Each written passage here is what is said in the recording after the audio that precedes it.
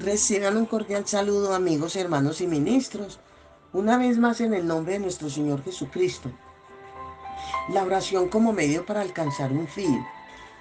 La oración es un elemento que funciona como un medio para alcanzar un fin y por esta causa debemos tener claro que la oración intrínsecamente no tiene poder. Por tanto, se dice el poder en la oración, no se dice el poder de la oración. Vuelvo a repetir, de acuerdo a lo que usted exprese, tiene su interpretación, equivocada o acertadamente. El poder en la oración es la expresión correcta. No se dice el poder de la oración, porque el poder está en Dios, no en la oración. O sea, cuando yo hago de la oración la fuente de mi poder, le quito a Dios el lugar y Dios deja de responder las oraciones. Debemos tener presente que a través de la oración en ciencia, que con el conocimiento de verdades, designio y en el propósito de Dios, mediante esta forma de oración, desato el poder de Dios. Por eso se dice que la oración es un medio para alcanzar un fin. El medio es su función como canal y el fin es desatar el poder para producir milagros. Pero el poder no está en la oración, el poder está en Dios. Santiago 5:16 dice, la oración eficaz del justo puede mucho. Cuando hacemos de la oración la fuente del poder, nunca veremos resultado de ella. La oración no es un unciómetro, algo que sirve como para medir la unción en una persona. Esto lo debemos o lo decimos por el tipo de creyentes que se creen espirituales por lo mucho que oran. Y resulta que el hombre que más dependió del Espíritu, que más entendió las cosas del Espíritu e hizo la oración más corta y levantó muertos y que hizo milagros de sanidad, que alimentó a multitudes, etcétera, etcétera, fue Jesús. El cristiano auténtico es espiritual, no por lo mucho que ora, sino porque entiende las cosas del Espíritu. Lo que la gente no entiende es que la mayoría de cristianos hacen oraciones en la carne mostrando su carnalidad. Ejemplo, cuando me dirijo a Dios con oraciones llenas de temor, temor a las malas noticias que recibo. Esa mala noticia me lleva a orar. Cuando no tengo que esperar una mala noticia o un problema ni llenarme de temores para orar, debo hacer de la oración un estilo de vida. Oraciones llenas de incertidumbre, preocupación, angustia, en impotencia, con baja autoestima. Todo esto es lo que conduce al cristiano carnal a orar. Esto da indicio de qué, de una persona almática y por lo consiguiente le lleva a hacer oraciones que dependen de los sentidos, más porque sea guiado, depende más de los sentidos que lo que debe ser guiado por el Espíritu de Dios. Pero cuando un cristiano entiende las cosas del Espíritu, sus oraciones serán netamente espirituales. No le importa ni teme a las malas noticias, porque su corazón vive y está confiado en el Señor, donde hay fe, y donde hay fe no hay lugar para el temor. ¿Por qué? Porque lo contrario de la fe no es la duda, es el temor. Esto no produce confianza ni seguridad en ti. ¿Qué? Una persona llena de temores. Isaías 42:9 dice, miran cómo se cumplió todo lo que antes anuncié y ahora voy a anunciar cosas nuevas, se las hago saber a ustedes antes que aparezcan. En Job 2:28 dice, derramaré mi espíritu sobre toda carne y profetizarán vuestros hijos y vuestras hijas, vuestros hijos y vuestras hijas, vuestros ancianos soñarán sueños y vuestros jóvenes verán visiones. La condición de un hombre no depende de la oración depende de la condición del hombre. Es decir, lo que le da sentido a la oración es la formación del carácter de un hombre ajustado a la palabra de Dios. Mas un hombre nunca formará su carácter por una simple oración.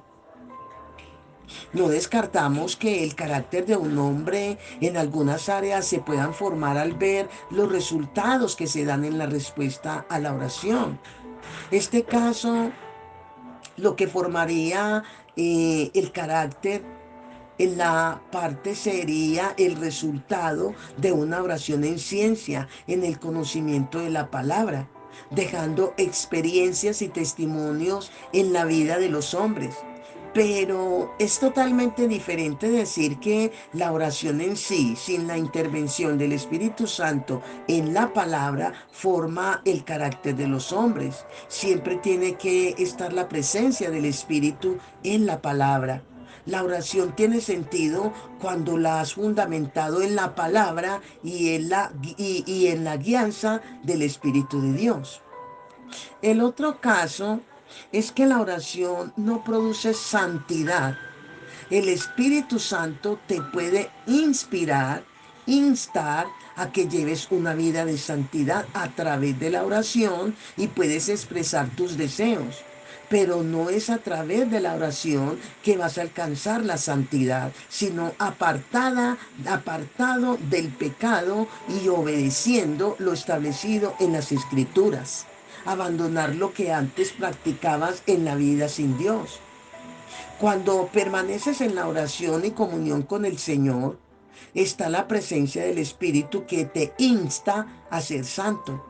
Pero depende que vivas en santidad si cumples con los principios del reino. La santidad tiene que ver con cumplir y caminar en los preceptos, designios, en la voluntad y en la verdad de Dios. La santidad se da como resultado de conocer y someterse a los mandamientos de Dios que están registrados en su palabra. La inspiración y la motivación a la santidad es una cosa y vivir en santidad es otra cosa. El caminar en santidad depende del conocimiento y el sometimiento a la palabra. En San Juan capítulo 15, el versículo del 2 al 4 dice, si una de mis ramas no da uvas, la corta, pero si da uvas, la poda y la limpia para que dé más. Ustedes ya están limpios por las palabras que les he dicho. Sigan unidos a mí, como yo sigo unido a ustedes. Una rama no puede dar uvas de sí misma si no está unida a la vid. De igual manera, ustedes no pueden dar fruto si no permanecen unidos a mí.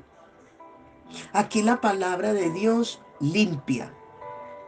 La oración de Jesús al Padre por los discípulos y los que creerían en él, según Juan capítulo 17, el versículo 15 y el versículo 17 dice, Padre, no ruego que los quites del mundo, sino que los guardes del mal. Santifícalos en tu verdad, tu palabra es verdad. Aquí este pasaje tiene que ver y está mostrando que la palabra santifica.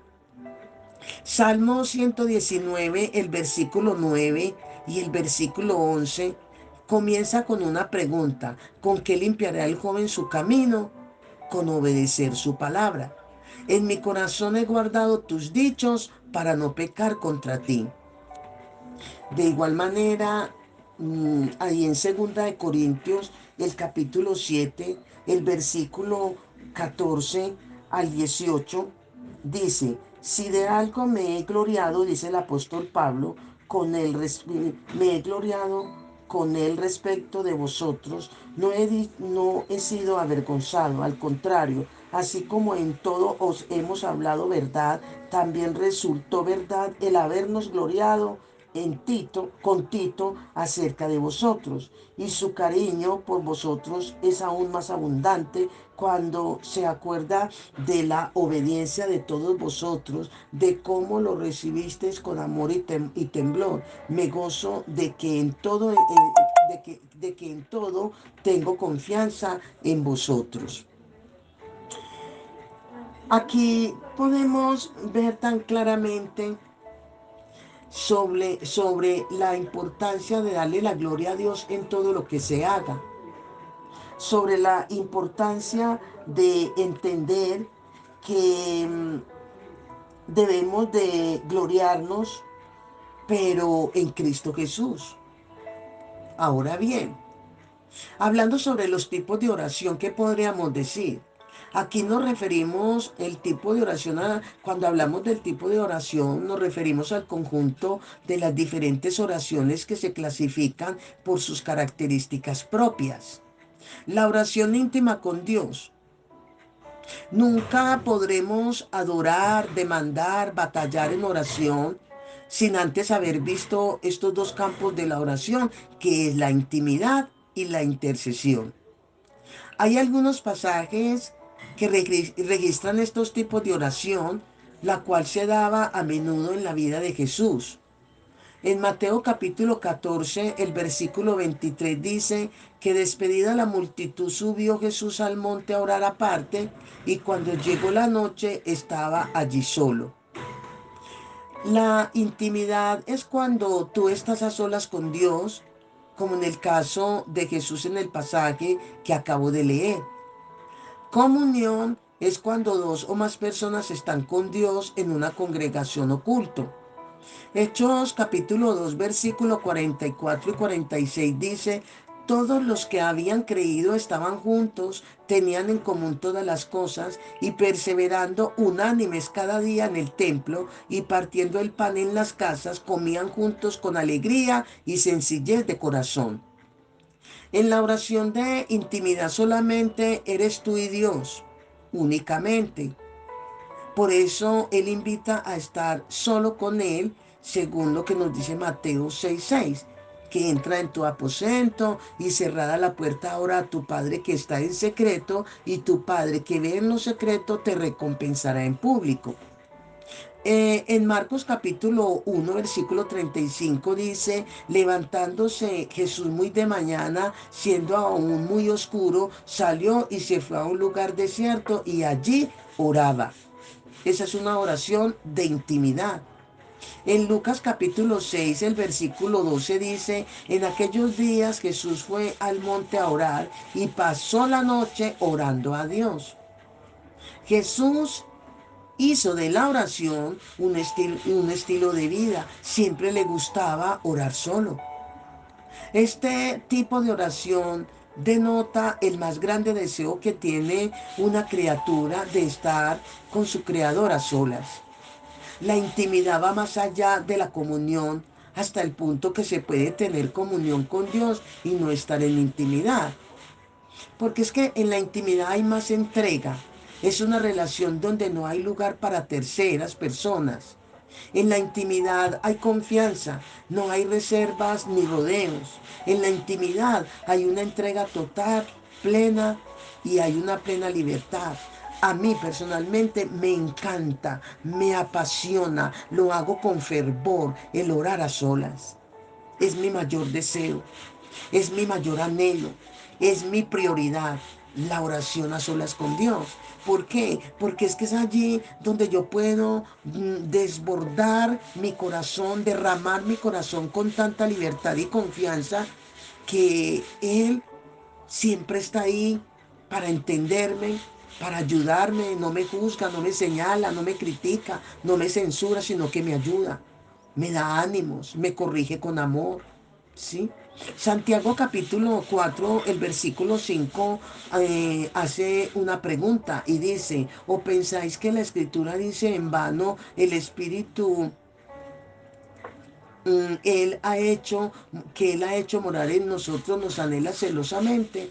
El término que aquí se utilizó en el griego para hacer referencia al anhelo del Espíritu para con nosotros es epipoteo.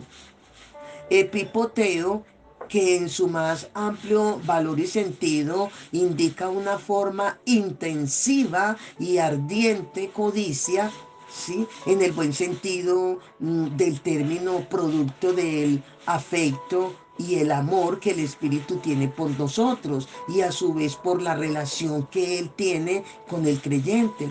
Dios es el mayor interesado que se pueda dar una vida de intimidad entre Él y nosotros, ya que agotó todos los recursos para llegar a morar en cada creyente y para hacerle el camino al creyente más llevadero. En la antigua dispensación, o sea, en el Antiguo Testamento, la relación con Dios, la relación de Dios con el hombre se denominaba Dios por nosotros. En la dispensación de su Hijo, la relación de Dios con el hombre se denomina Dios con nosotros. En la dispensación del Espíritu Santo, la relación de Dios con el hombre se denomina Dios en nosotros. El más grande deseo de Dios es estar a solas con el creyente y escuchar las más grandes confidencias para poder dar respuesta a ellas. Jesús dijo, mas tú, cuando ores, entra en tu aposento y cerrada la puerta, ora a tu Padre que está en secreto, y tu Padre que ve en lo secreto te recompensará en público. Mateo 6:6. La oración de intimidad es algo que se debe producir en la búsqueda unipersonal del creyente, en su más grande anhelo de estar a solas con su Creador. Dios te va llevando a los más grandes desiertos para enseñarte los valores que tiene la intimidad con Él, hasta que lo aprendas, lo asumas, lo vivas, lo enseñes y hagas de ello un buen hábito en tu vida, de manera que sea para ti algo favorable y codiciable. Pero este tipo de oración de intimidad se da también cuando Dios en sus designios nos conduce a los desiertos de la vida, produciendo en nuestro espíritu la más profunda soledad, creando así una intensa necesidad de su presencia. ¿Sí? Ahora bien, el sentido completo de los desiertos de Dios, ¿en qué consiste? Marcos capítulo 6 versículo 30 y 31 dice, entonces los apóstoles se juntaron con Jesús y le contaron todo lo que habían hecho y lo que habían enseñado. Él les dijo, venid vosotros aparte a un lugar desierto y descansad un poco. Los desiertos de Dios nos enseñan y nos conducen a entender que dicho lugar es la más interesante universidad de la vida. Es donde nuestro Creador nos lleva a enfrentar los temores de un pasado, las ansiedades del presente, el terror y la inseguridad del futuro. Dios quiere que entendamos que las cosas no están fuera de su control, claro que no, y que siempre estaremos a su cuidado. Nos dice, mientras tú te mantengas en los principios del reino, tú estarás siempre a mi cuidado, sea que te guarde o que te libre, siempre estarás a mi cuidado, dice el Señor. Isaías capítulo 26:3 dice, tú guardarás en completa paz a aquel cuyo pensamiento en ti persevera, porque en ti ha confiado. El desierto de Dios es donde Él nos lleva a entender la necesidad que se tiene de la vida de intimidad que Él tanto anhela con nosotros. El desierto de Dios es aquel lugar donde el Creador trata con nuestra sed de prestigio, trata con aquel deseo que emana de nosotros de querer ser reconocidos. Te lleva al desierto donde nadie sabe nada de ti. Porque es que los desiertos de Dios son los más grandes anonimatos. Los desiertos de Dios son aquellos donde a nadie le importas, donde nadie te toma en cuenta, donde parece que estás solo, aunque estés rodeado de mucha gente.